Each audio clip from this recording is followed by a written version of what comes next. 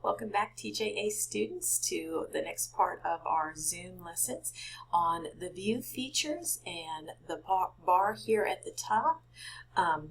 We're going to go over what all these parts are. So many of you are probably familiar with these items right here. Most of you probably know that this is the minimize button, and when you click a minimize button, that usually shrinks a window, and we're going to see what happens when we shrink our zoom window.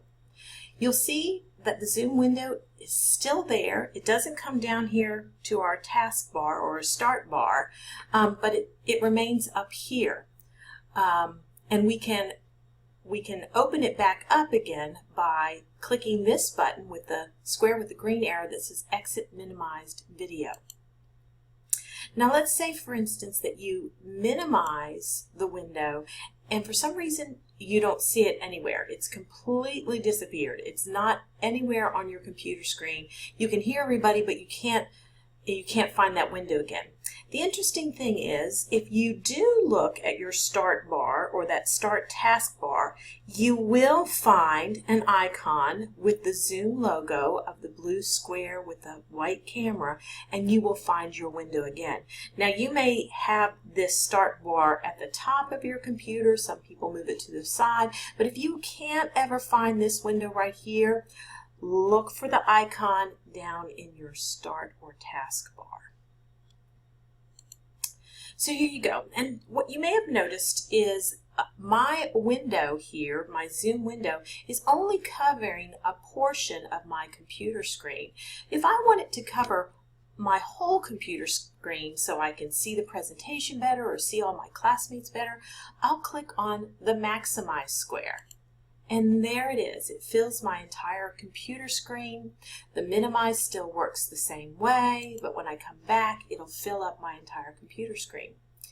And then the X here is one way to leave the meeting.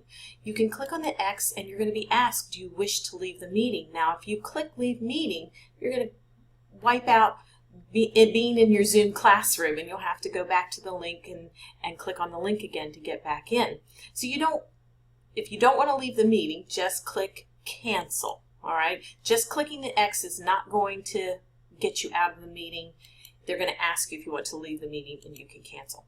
The other option that you can use to leave your Zoom classroom at the end is to click the leave button down here in the corner, and again it will ask you, do you want to leave the meeting? And it won't immediately leave you. It'll ask and confirm. And if you're not ready to leave, you can cancel it. Sometimes your teacher will end the classroom session and you won't even have to worry about leaving the meeting. They'll end it. You'll see a sign that says your teacher or the host has ended this meeting. And I'll show you what that looks like at the end of this video. Now, something else that you need to know. Perhaps you cannot see this white bar here, and typically that's because of the view that you're in. You may possibly be in the full screen view, and I'm going to click on full screen view and watch what happens. See, that white bar has disappeared. You don't find the minimize, the maximize, or the X, and if you're looking for any of those and you can't find it, chances are you're in full screen view. So you can go back to the view button, say exit full screen, and you're going to see that bar again to help you minimize, maximize, whatever you need to do.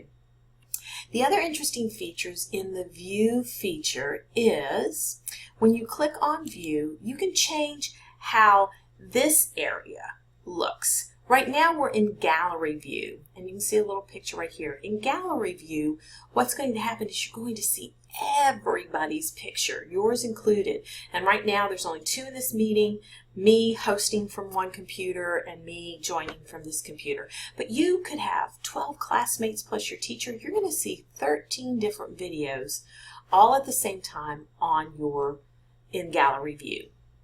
Now, let's say that that's too distracting. Your teacher's talking, you really want to focus on what your teacher's presenting, or you really want to focus on what a classmate is saying. You can change it to speaker view. And what speaker view does is it minimizes the other videos, puts them up at the top, and then highlights the video of the person who's speaking. And right now though, because I'm hosting the meeting from another computer, it's assuming that I'm the main speaker. It's not really recognizing that I am. But as the speaker changes, this video will change, and you'll be able to focus directly on that person.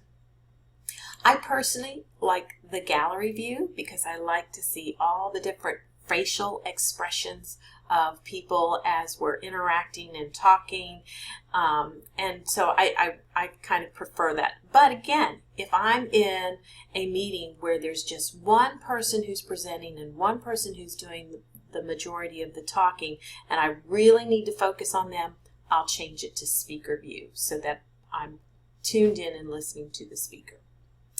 So next thing that I'm going to do is, as the host, I'm going to go to my other computer over here, and I'm going to end the meeting so you can see what that looks like when the meeting is ended by the host.